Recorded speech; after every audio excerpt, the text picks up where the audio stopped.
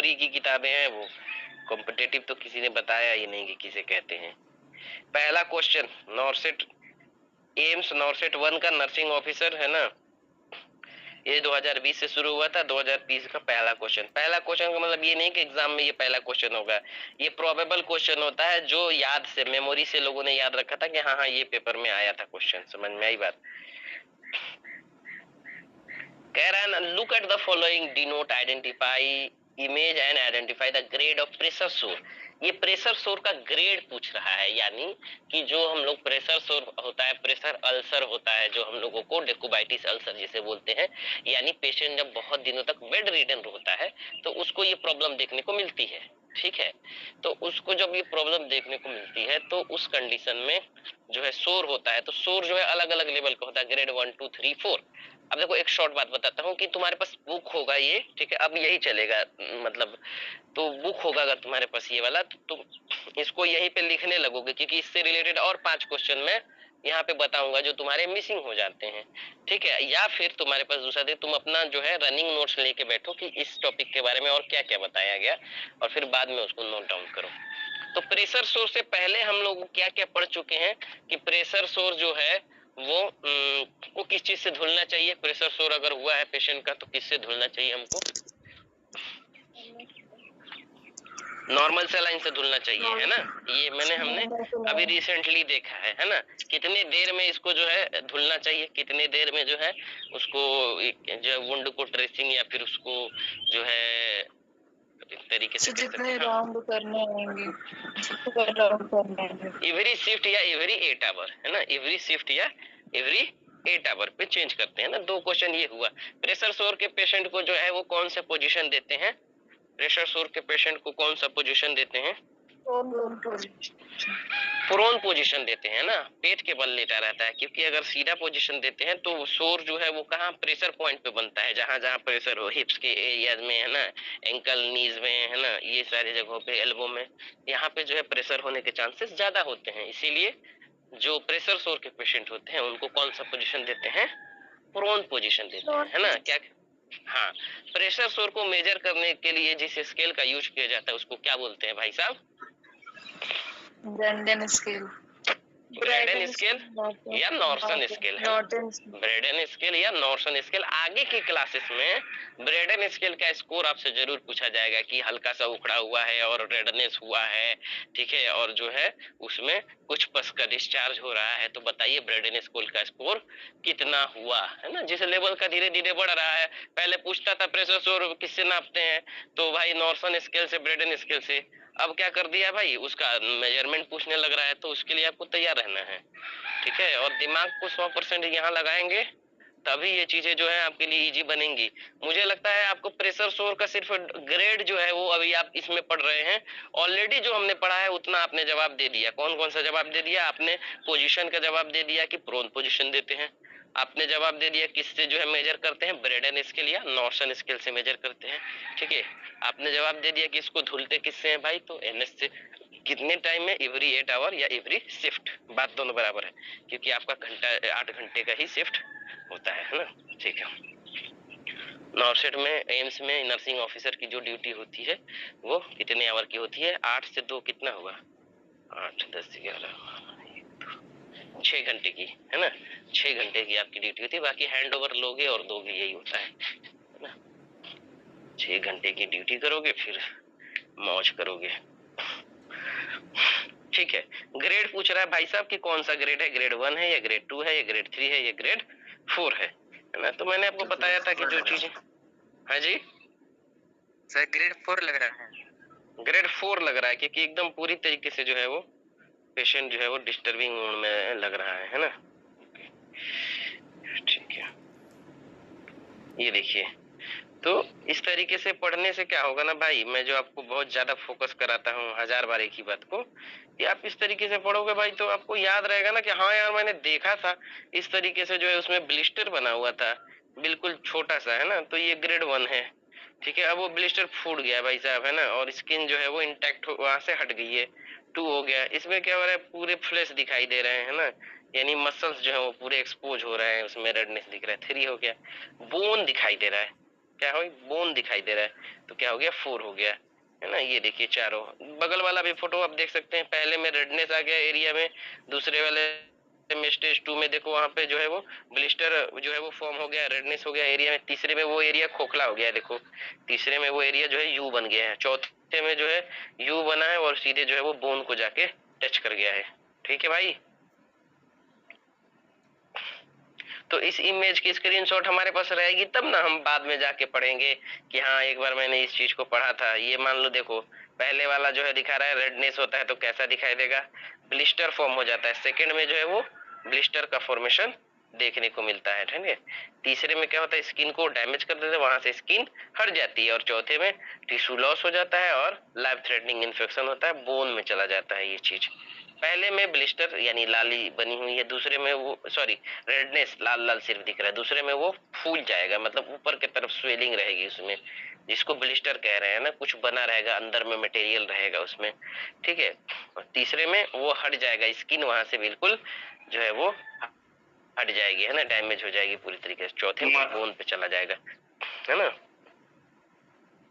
ठीक है, तो ये जो हम लोग देख रहे हैं फोटो, इसमें कैसा दिख रहा है, ये जो है रेडनेस सिर्फ है क्या, नहीं है, है ना, स्किन इंटैक्ट हट गया है, ठीक है, वो भी हो सकता है, पहला हो सकता है, दूसरा, तीसरा में क्या दिया हुआ है, उसमें जो है पूरा फ्लैश दिख रहा है, यानी जो है मसल्स दिख रहे हैं, ठीक है, दिख रहे हैं।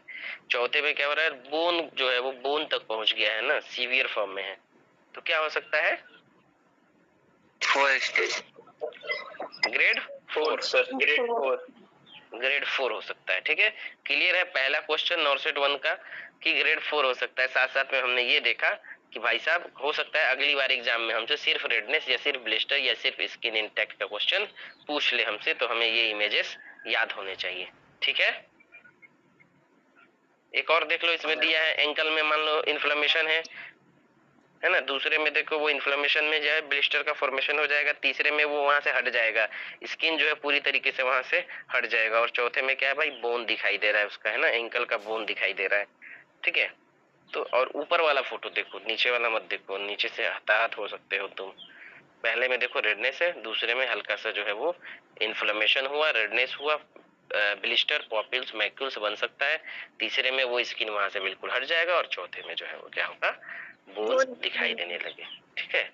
तो ये इतना बात समझ में आया आपको इस टॉपिक के बारे में। Yes sir.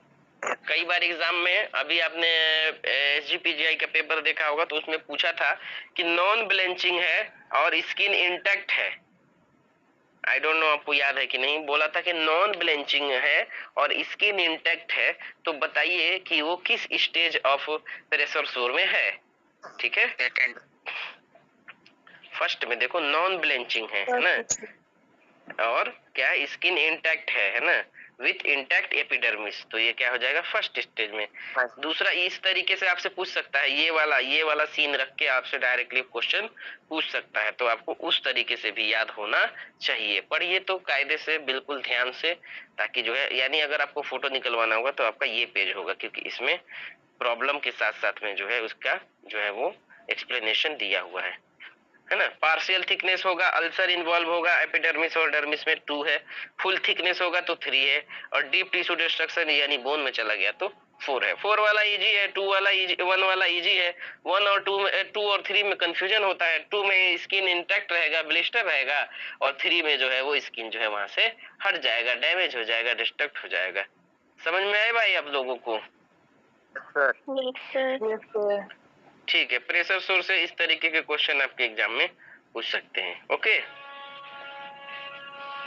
तो आपका काम रहता है आप इसको लिख लो कि प्रेशर सोर्स किसे कहते हैं, प्रेशर सोर्स का जो है वो दूसरा नाम क्या है, प्रेशर सोर्स में कौन सी पोजीशन देते हैं, प्रेशर सोर्स में कौन सा सलाइन देते हैं, प्रेशर सोर्स को धुलते किस चीज से हैं, है ना, और इसमें कौन कौन से स्टेजेस होते हैं, किससे इसको मेजर करते हैं, किन पेशेंट में ये कॉमनली देखने को मिलता है ना, ये सारी चीजें आपको इस टॉपिक से रिलेटेड एग्जाम में देखने को मिल सकता है, ठीक है।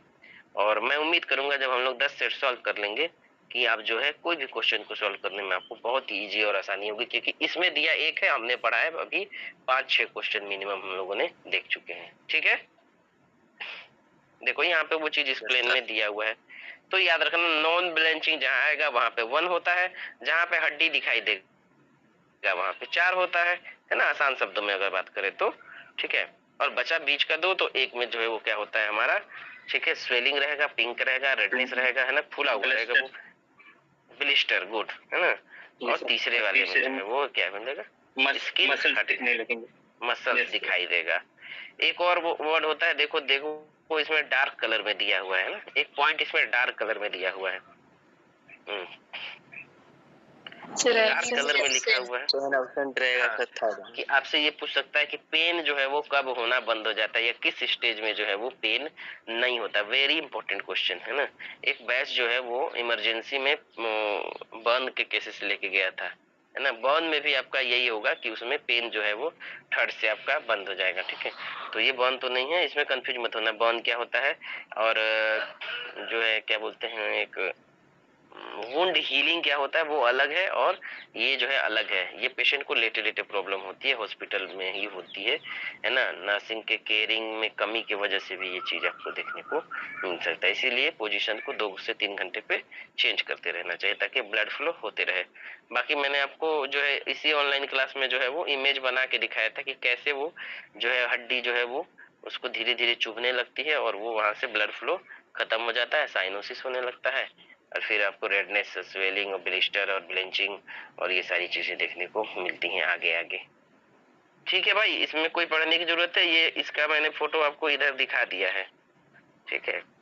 इसका फोटो मैंने आपको यहाँ दिखा दिया है ना। आप इसको जो है वो निकला सकते हो, आप इसको लिख सकते हो, जो करना है कर सकते हो, है ना। आप जो है बहुत आपको समझाने की जरूरत नहीं है। क्लियर है पहला क्वेश्चन? चलिए आते हैं दूसरे क्वेश्चन पे। दूसरा क्वेश्चन एग्जाम में कई बार पूछा गया है, ठीक है। कह रहा है central venous pressure in adult, normal central venous pressure in adult, ठीक है। कह रहा है कि सेंट्रल वेनस प्रेशर कितना होता है एडल्ट में, ठीक है। तो हमने आपको बताया था कि हम लोग जो है क्वेश्चन तो सॉल्व करेंगे ही करेंगे। अगर मैं इसमें कहूँ कि जो है ए होगा या बी होगा या सी होगा या डी होगा, है ना, तो वो तो ठीक है, बट बात यह है कि हमें थोड़ा सा क्या करना है, टॉपिक को भी वो क्लियर करते चलना है। ये क्या बोल रहा है, ये क्या पूछ रहा है, क्या पूछ रहा है, ये किस चीज के बारे में है ये।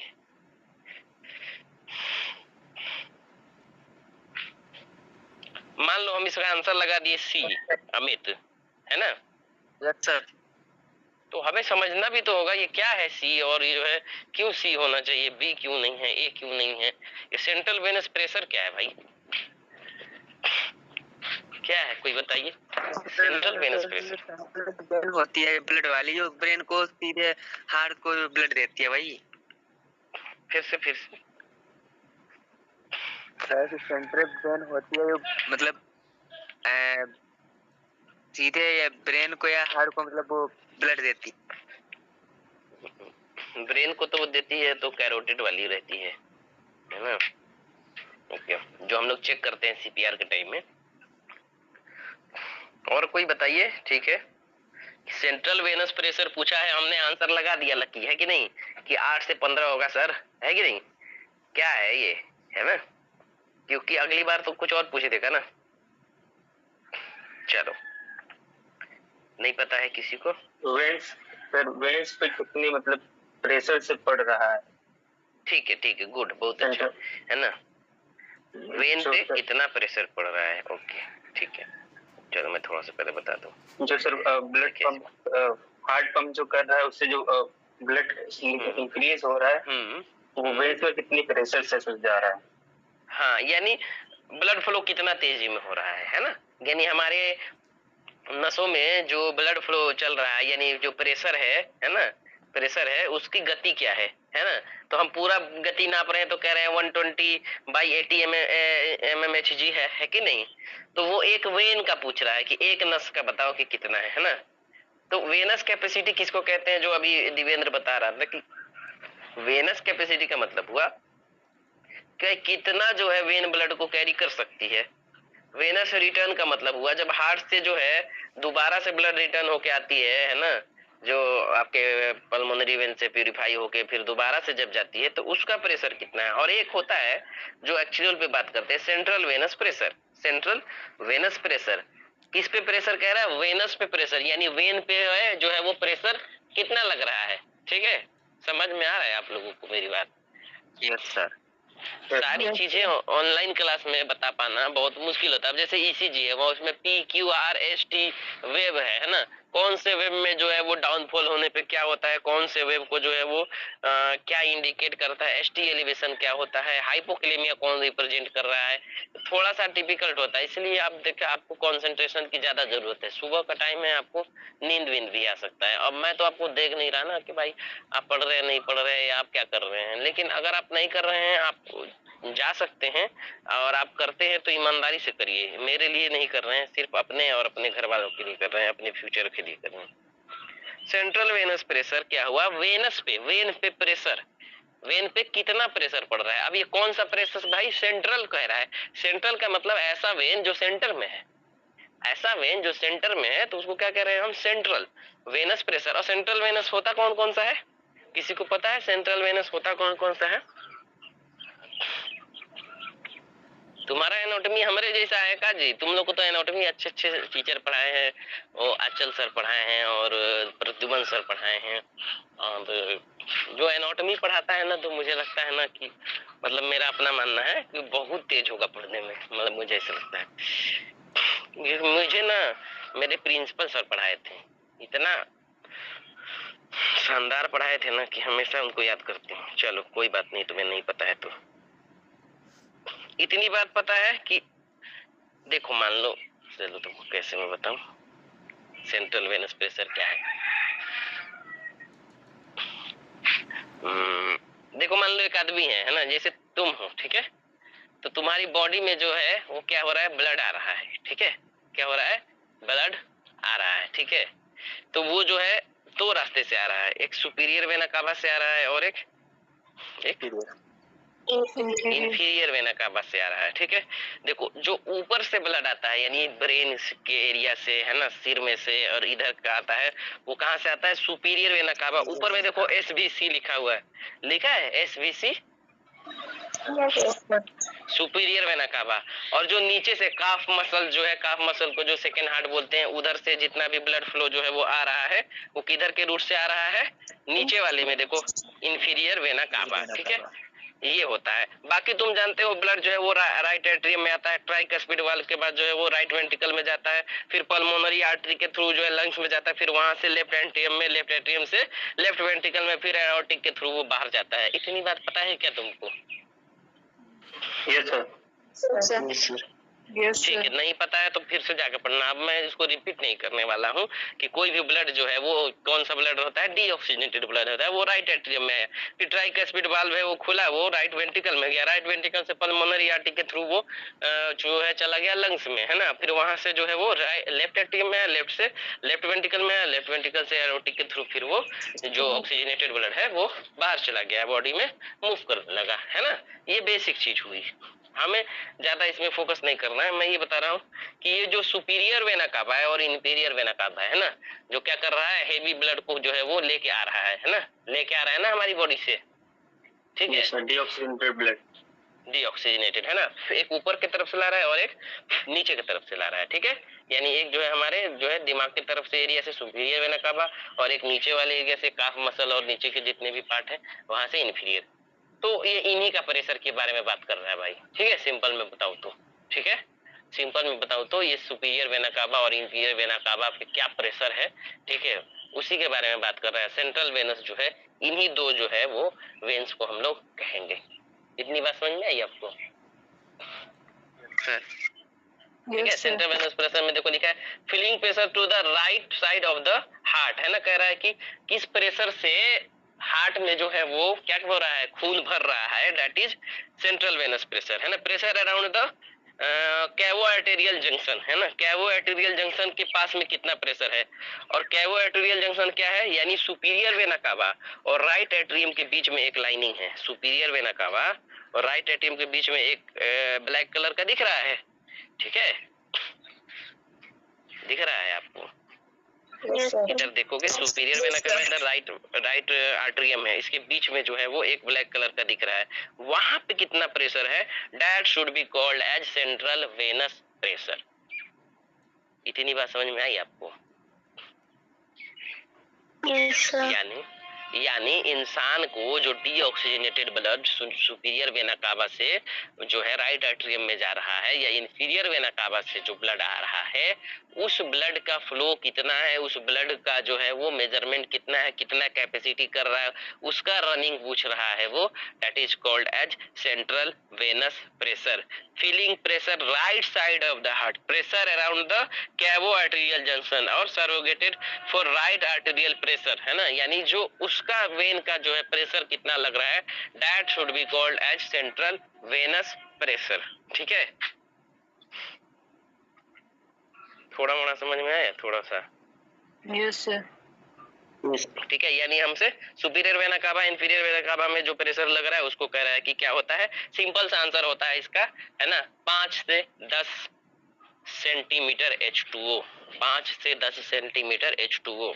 ठीक है, ये स्टैंडर्ड जो है वो मेजरमेंट है। सर ऑप्शन कौन सा होगा? सर ए। 3 से 10। एक और तुम्हें बहुत यूनिक बात बताता हूँ जिसमें तुम हमेशा ये करते हो ना कि हमने तो बोला था तो ये सही होगा, है ना, तो वो कैसे सही हो गया। ये जो नॉरसेट है ना भाई, इसका अपना आंसर है। ठीक है, सबसे बड़ी बात है वो आंसर वो रिवील नहीं करता है, समझे। जैसे वो आज बता देता कि सर 5 से 10 होगा तो कौन सा सही माने, 3 से 10 को सही माने या 8 से 15 को सही माने, ये बात बताता नहीं है, वो रिवील ही नहीं करता है। ठीक है, तो फंसा रहता है इंसान। इसीलिए जो है नॉटसेट तुम किसी से नहीं पढ़ सकते हो और कहीं भी नहीं पढ़ सकते हो, क्योंकि इसमें तुम मेहनत करोगे पता चलेगा कि चारों ऑप्शन सही है जो वो मानते हैं, और जो ये जानते हैं कि वो क्या मानते हैं, तुम उन्हीं से वो चीजें पढ़ सकते हो। समझ गए इस बात को? यानी तुम पढ़े भी, तुम मेहनत भी किए, तुम जो आंसर लगाए उसको नॉरसेट ने माना ही नहीं, तुम्हारा गया। इसलिए जो है इस चीज को ध्यान रखना, क्या अंतर है राजस्थान और बाकी जगहों में, क्योंकि वो लोग, है ना, 1000 ऑफ सिलेक्शन दे चुके। चलो इसका आंसर होगा 5 से 10 सेंटीमीटर H2O। सेंटीमीटर H2O याद रखना, ये जो है नया वेरिएंस के हिसाब से जो है 5 से 10 है। पहले जो उसका मेजरमेंट है इसका आंसर वो 8 से 15 H2O होता है। ठीक है, दिया हुआ कौन सा क्वेश्चन नंबर 2 का C, 8 से 15, है ना। तो 5 से 10 याद रखना, सिंपल है ना, 5 से 10, है ना। ठीक है, क्योंकि ये पुराना पेपर है ना, उस समय का जो है वो मेजरमेंट नए नए जो है वो होते हैं ना, तो उसमें बदलते रहता है। देखो लिखा है the it indicate the pressure of right atrium पे कितना प्रेशर पड़ रहा है, जो वो सुपीरियर वेना कावा बरसा रहा है ना पानी, तो वो खून कितना प्रेशर पड़ रहा है, और बोथ वेना कावा पे कितना प्रेशर पड़ रहा है, that should be called as, उसे क्या कहते हैं भाई? Central venous pressure. ठीक है, CVP reflect the amount of blood returning to the heart and ability to heart to pump blood back into the arterial system, है ना। CVP measure the supine position, कैसे मेजर करते हैं? Supine position में major करते हैं expiration करके, और level of phlebostatic axis at 4th intercostal space and the mid axillary line. कह रहा है ना कि इसको मेजर करने का तरीका क्या होता है, कि हम इसको कैसे मेजर करते हैं, पेशेंट को सुपाइन पोजीशन में लेटा के मेजर करते हैं, और इंटरकोस्टल स्पेस में जो है वो क्या करते हैं, इंटरकोस्टल स्पेस जानते हो?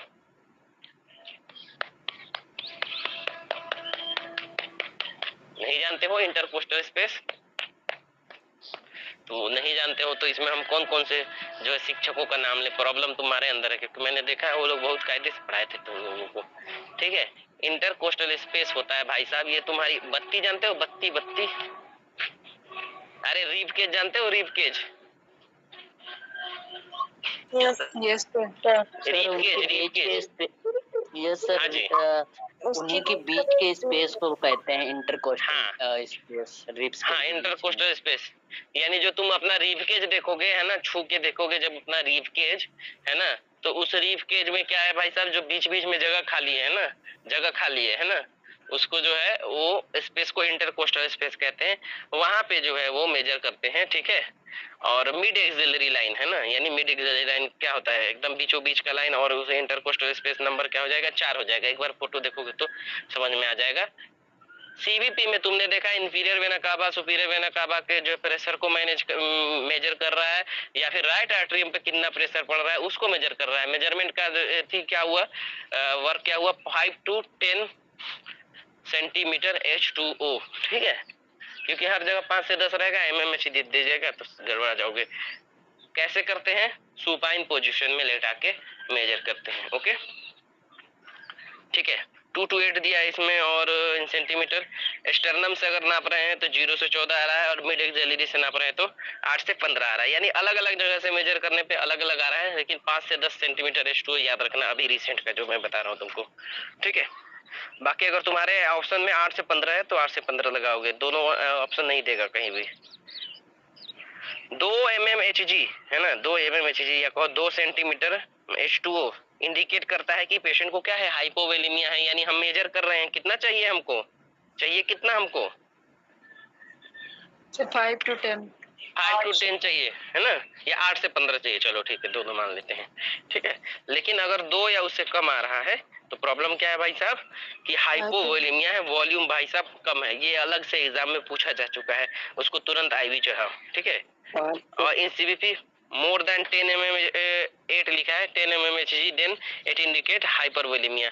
2 से कम है तो क्या है, हाइपो है, और 8 दिया है 10 मानना है ना, सब चीजें इसमें चेंज होती है भाई। तुम देखते हो हर जगह दिखाता है कि ये अपडेट आ गया, ये अपडेट आ गया, जैसे तुमने भेजा ना कि ये अपडेट आ गया नॉर्सेट में, इसमें 7x7x7, वो सब ये लोग अप्लाई कर देते हैं अपने यहाँ, है ना। यानी तुमको ना, मैं कल घर पे बता रहा था कि मेडिकल की पढ़ाई कभी खत्म नहीं हो सकती है, तुमको हर दिन किताब लेकर बैठना पड़ेगा, क्या चीजें बदल गई हैं आज, तो उसको तुमको अपने नॉलेज को अपडेट करना रहेगा हमेशा, ठीक है।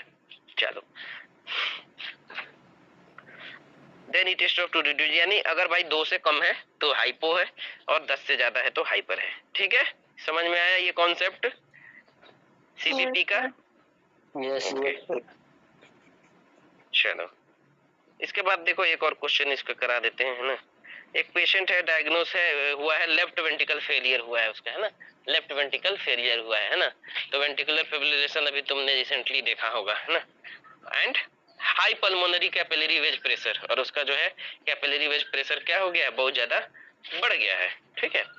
Physician order dopamine to improve the ventricular function. अब जो है तुम्हें पता होना चाहिए कि जो है वेंट्रिकुलर फेलियर हो रहा है तो क्या दे रहे थे, सीपीआर पहले प्रोवाइड कर रहे थे, है ना, याद है, है ना। और उसके अलावा क्या कर रहे थे, एम्योडारोन दे रहे थे, एम्योडारोन से पहले दे रहे थे क्या, एड्रेनालिन या एपिनेफ्रिन, ठीक है। यहाँ पे क्या किया है कि लेफ्ट वेंट्रिकल फेलियर से उसको प्रॉब्लम हो रहा है, ठीक है, और उसका कैपिलरी वेज प्रेशर जो है वो क्या हो रहा है, बढ़ रहा है, ठीक है। तो कह रहा है कि हमने क्या दिया है, फिजिशियन ने क्या दिया है, उसको डोपामिन दिया है ना, ताकि वेंट्रिकुलर फंक्शन जो है वो इम्प्रूव हो सके। तो कह रहा है कि मेडिकेशन कैसे पता चलेगा कि वो काम कर रही है या नहीं, यानी डोपामिन जो दिया गया है उसको वेंट्रिकुलर फेलियर की वजह से, ठीक है। तो देखो भाई, थोड़ा सा तुम्हें डिफिकल्ट लगेगा, मुझे पता है ना, अगर तुम्हें ऐसा फील हो रहा होगा, हो रहा है क्या ऐसा, है ना, आई होप सो। तो देख भाई, आसानी से कुछ भी नहीं मिलने वाला है, दिमाग तुमको यहाँ खपाना होगा, जैसे मैं खपा रहा हूँ, है ना, मैं जैसे खपा रहा हूँ बोल बोल के, तुम्हें इसको खपाना होगा, तो भाई तुम निखरोगे संवरोगे, ठीक है। तुमको बोरिंग जैसा लगेगा, या फिर लगेगा कि अरे यार क्या ही बता रहे हैं, है ना, हम तो ऐसे पढ़े थे, है ना, कि सिस्टोलिक किसे कहते हैं, डायस्टोलिक किसे कहते हैं, नॉर्मल ब्लड वॉल्यूम कितना होता है ना, पीएच कितना होता है, एसिड बेस बैलेंस क्या होता है ना। तो हम लोग को वो पढ़ना है ना भाई, कि जिसमें जो है हम लोग कोई एग्जाम में भी हमारे काम आए वो चीजें, है कि नहीं। ये तब बदला है जब पीजीआई का पेपर हुआ ना, मुझे लगा ना कि क्या ही पढ़ रहे हैं बट वो तुम्हारे बेसिक के लिए भी जरूरी था। चलो, तो ये कंडीशन है ventricular failure, capillary wedge refill pressure बढ़ गया है, डोपामिन दिया गया है पेशेंट को, और ये पूछा जा रहा है कि मैं अगर नर्स हूँ तो कैसे पता लगेगा भाई कि जो इसका वेंट्रिकुलर फेलियर वाला प्रॉब्लम था, ठीक है, वो सही हो रहा है या नहीं, यानी दवा इस पे सही से काम कर रही है नहीं कर रही है ना, यही पूछ रहा है। तो उसमें पूछा है ब्लड प्रेशर बढ़ेगा, ब्लड प्रेशर घटेगा, कार्डियक इंडेक्स फेल हो जाएगा, या पीसीडब्ल्यूपी रेज होगा। तो पीसीडब्ल्यूपी तो ऑलरेडी रेज है ना, ऑलरेडी रेज है। सिंपल में है कि ब्लड प्रेशर बढ़ेगा या ब्लड प्रेशर घटेगा। कोई दवा दी गई है, वेंट्रिकुलर फेलियर है, उसको डोपामिन दे दिया गया है, तुमको कुछ नहीं हुआ है, तुमको डोपामिन दे दिया गया है, तो तुम्हारा ब्लड प्रेशर बढ़ेगा कि ब्लड घटेगा? प्रेशर बढ़ेगा। है ना, सिंपल में जाना। लेकिन हमेशा तुमको जो है सिनेरियो बेस दे के पूछेगा और उस सिनेरियो की सारी बातें तुम्हें मालूम होनी चाहिए, है ना। वेंट्रिकुलर फिब्रिलेशन हम लोग डिटेल में ऑलरेडी देख चुके हैं, फिर से जाके आप देख लेना, ठीक है। तो उस पे जाने की जरूरत नहीं है। तो डोपामिन ही हमको दिया जाएगा तो क्या होगा, ब्लड प्रेशर बढ़ेगा, है ना। चलो ठीक है। Be carefully read the question till the last word and determine what is the question is actually asking। कह रहा ना, ध्यान से पढ़िए और देखिए क्वेश्चन क्या पूछ रहा है। The positive step ask what is true and while a negative step look what is false। Positive में ये पूछेगा कि क्या सही है और नेगेटिव में ये पूछेगा कि क्या गलत है। एलिमिनेट इनकरेक्ट आंसर, ये बता रहे हैं आंसर कैसे आपको करना होता है ना। पहले तो गलत वाले को हटा दो। डोपामिन जो है वो पल्मोनरी आर्टरी क्या लिखा है, not work on pulmonary artery increase the cardiac index, not decrease the eliminate. So option C और डी हटा दिया। कह रहा है कि ये जो है पल्मोनरी आर्टरी कार्डियक इंडेक्स पे काम ही नहीं करता है ना। डोपामिन जब भी देंगे तो वो कार्डियक इंडेक्स पे काम ही नहीं करेगा, तो वो होगा नहीं। पीसीडब्ल्यूआर ऑलरेडी रेज है तो वो होगा नहीं। को आंसर करने का तरीका इसमें बताया है ना। तो रिमेनिंग आंसर चॉइस जो है वो ए और बी में से हमको करना है। तो ऑप्शन राइट कौन सा हो जाएगा, ए हो जाएगा। कौन सा हो जाएगा, ए हो जाएगा। डोपामिन दिया गया है तो उसका प्रेशर बढ़ेगा ना, क्योंकि हमारे वेंट्रिकुलर फिब्रिलेशन में क्या हो रहा था, प्रेशर घट रहा था। हाँ जी, प्रेशर घट रहा था। प्रेशर घट रहा था। मान लो पंप कर नहीं रहा है, आगे ब्लड फ्लो हो ही नहीं रहा है, जाम हो जा रहा है ना। एक बाल्टी से दूसरे बाल्टी में पानी, दूसरे से तीसरे, तीसरे से चौथे, वो आगे बढ़ा ही नहीं रहा है। उसकी वजह से वहां पे क्या हुआ है, जाम लगा हुआ है ना। वो वाइब्रेट कर रहा है लेकिन ब्लड का फ्लो आगे बढ़ ही नहीं रहा है, बढ़ ही नहीं रहा है।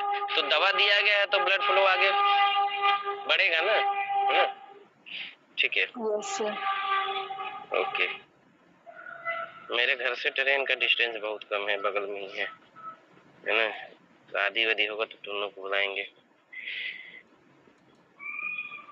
Dopamine act on myocardium. So positive chronotropic में हार्ट रेट बढ़ जाएगा, पॉजिटिव इनोट्रोपिक में कार्डियक कॉन्ट्रैक्टिलिटी बढ़ जाएगा। यानी डोपामिन में जो है वो चीजें क्या होंगी, इंक्रीज होंगी, बढ़ेंगी, है ना।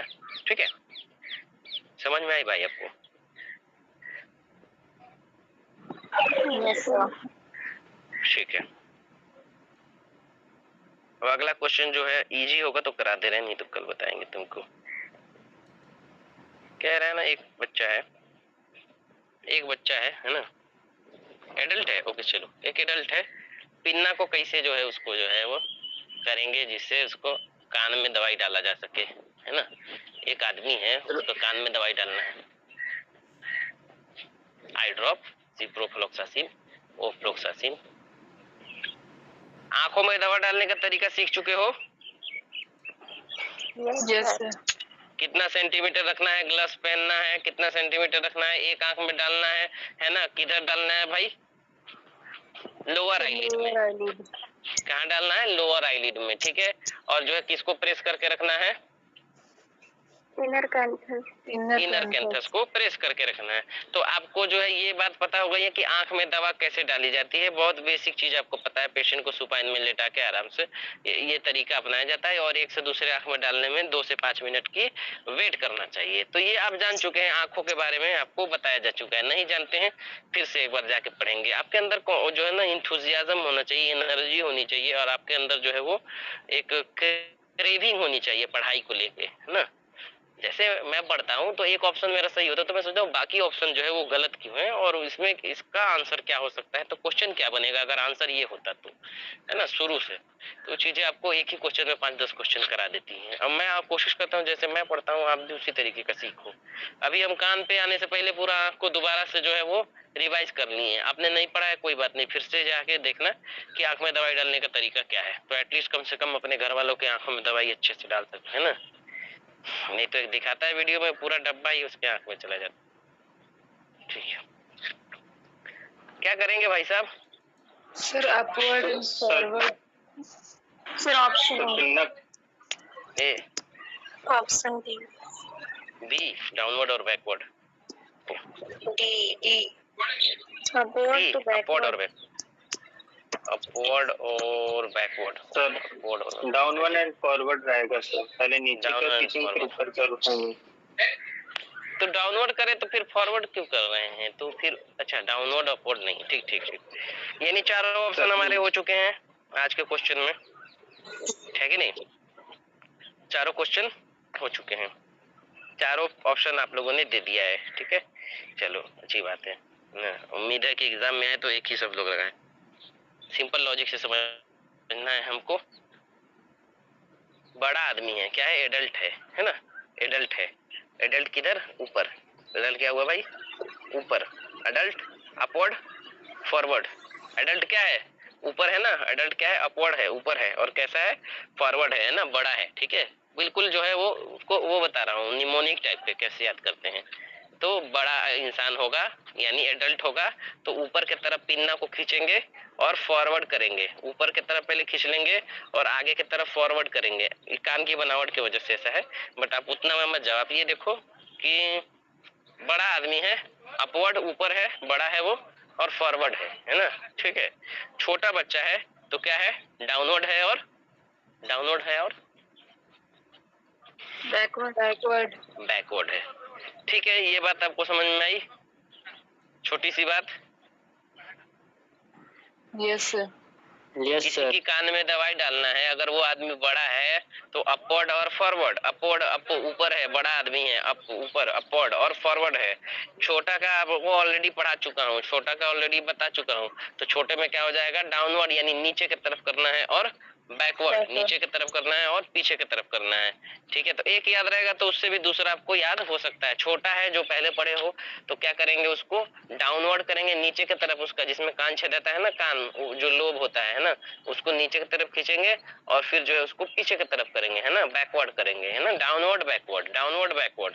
छोटा बच्चा डाउन नीचे और बैकवर्ड पीछे हट जाओ, ठीक है। बड़ा बच्चा है ना तो अपवर्ड ऊपर की तरफ और फॉरवर्ड आगे जाओ, है ना। जैसे तो मम्मी लोग ड्रॉप डालते हैं तो ऐसे ही डालते हैं, अपवर्ड एंड फॉरवर्ड। छोटे बच्चों में जो है वो डाउनवर्ड बैकवर्ड और बड़े में अपवर्ड और फॉरवर्ड होगा, ठीक है। हाँ, घर वालों को पहले से पता है, बाद में मेडिकल साइंस आया था, है कि नहीं? Yes sir. समझ में आ रहा है क्लास तुम लोग को? Yes sir. सर देख भाई, एक कान से सिंपल सा, पहले मैं अपने कान से इमेजिन करके बताई हूँ। सही है सही है। देख भाई, तुम्हारा लेवल थोड़ा सा बड़ा है ना, क्योंकि अब जो एग्जाम का पैटर्न भी बड़ा है, इसीलिए थोड़ा सा तुमको मैं सोच रहा हूँ, हो सकता है तुमको समझाने में मैं मतलब सही से ना समझा पा रहा हूँ, फिर भी तुम जो है इसको फिर से जाके इन सारे क्वेश्चंस को देखना, है ना, ठीक है। देखो, एडल्ट में पुनः अपवर्ड और बैकवर्ड करो, ठीक है, अपवर्ड और बैकवर्ड करो। और चाइल्ड में क्या है? डाउनवर्ड और बैकवर्ड, यानी बैकवर्ड है दोनों में, है ना, ठीक है। थोड़ा सा भाई मिस्टेक, इसको चेंज कर लेना। अपवर्ड और बैकवर्ड, जिन्होंने डी बताया था उनका सही है। अपवर्ड करेंगे ऊपर की तरफ और बैकवर्ड, बैकवर्ड दोनों में दिया हुआ है, एक में अप में ऊपर करेंगे और डाउन में नीचे करेंगे, ठीक है। एक और इससे क्वेश्चन पूछता है कि कानों में जो है वो सबसे जो है स्मॉलेस्ट जो है वो ये पाया जाता है ना, स्मॉलेस्ट बोन क्या बोलते हैं? ठीक है, चलो ये मैं तुम्हें कल बताऊंगा, पढ़ के आना। टाइप्स ऑफ ब्रीच प्रेजेंटेशन, है ना, पढ़ के आना। कल का टॉपिक नाम होगा टाइप्स ऑफ ब्रीच प्रेजेंटेशन, यानी बच्चा जब उल्टा पैदा होता है तो किस किस तरीके से उल्टा पैदा होता है। फ्रैंक किसको कहते हैं, फुटलिंग किसे कहते हैं, कंप्लीट किसे कहते हैं, ठीक है। ये हो गया टाइप्स ऑफ ब्रीच, यानी जो बच्चा है उल्टा पैदा होता है तो उल्टा में कौन सा उल्टा पैदा हुआ है? कंप्लीट हुआ है, फुटलिंग हुआ है, या फ्रैंक हुआ है। ये है तुम्हारा ईसीजी का क्वेश्चन। ईसीजी का स्पेसिफिक जो है वो टॉपिक डिटेल में जब हम लोग समझेंगे तो इसको करेंगे, ठीक है। ये थोड़ा सा लेंथी टॉपिक है, इसको क्लास कम से कम तुम्हारी जो है 1 हफ्ते की चलेगी, तो जाके तुम करोगे। PQRST जो एक एक से बताना होगा। ई वेव कैसे काम करता है, क्यू कैसे काम करता है, RS और T, है ना। और इससे तुम्हें हार्ट का पूरा फंक्शन और उसके जो है मेजरमेंट पता होने चाहिए, तभी तुम इसको जो है कैलकुलेट कर पाओगे। नहीं तो बस ऐसे ही तुमको क्या लगेगा, ये मूवी में चल रहा है, अभी जिंदा है ना, अभी जिंदा है कि नहीं? जिंदा है। ठीक है, ओके। कल तुम फ्रैंक ब्रिज पढ़ के आना, ठीक है। उसके अलावा क्या पढ़ के आओगे तुम? ये तो मैं बता दूंगा तुम्हें। कंट्रोल कॉन्ट्रैक्शन पढ़े भी हो गया, आई होप सो। मैंने 9 वाले में कराया है कंट्रोल कॉन्ट्रैक्शन। जब तुम्हें मैंने मैनुअल बताया था, जब तुम्हें मैंने मैनुअर बताया था, सारे मैनुअर, उसी में मैंने बताया था कि बच्चा पैदा होने के बाद जो प्लेसेंटा रह जाता है ना, या फिर जो रिमेनिंग पार्ट रहता है, उसको क्या कहते हैं, फंडस प्रेशर देके धीरे धीरे इसको करते हैं, ठीक है। पैप स्मीयर जानते ही हो, ट्यूबरकुलिन जानते ही हो, ठीक है, ये भी जानते हो, तो ये भी जानते हो, तो यहाँ तक तो तुम कर ही लोगे। एनेस्थीसिया का कलर कोडिंग पढ़ लेना भाई, कल 2 चीजें पढ़ के आना, एनेस्थीसिया का कलर कोडिंग पढ़ लेना, ठीक है, तो तुम्हें क्लास लेने में अच्छा लगेगा, मजा आएगा। एनेस्थीसिया का कलर कोडिंग पढ़ लेना, और दूसरा जो है क्या पढ़ोगे, types of bleach presentation, bleach presentation कैसा होता है, ठीक है। शॉर्ट समराइज कोई बताओ आज के क्लास का, क्या क्या टॉपिक तुमने देखा, टाइम ज्यादा हो गया है तो। चलो सुनैना बताओ क्या क्या देखे आज की क्लास में, जल्दी बताओ शॉर्ट में, बहुत टाइम हो गया, इधर बारिश आने वाली है। तुम लोग भाई कंसंट्रेट कर पाते हो क्या? मुझे कभी कभी लगता है यार पता नहीं तुम पढ़ रहे हो या नहीं पढ़ रहे हो।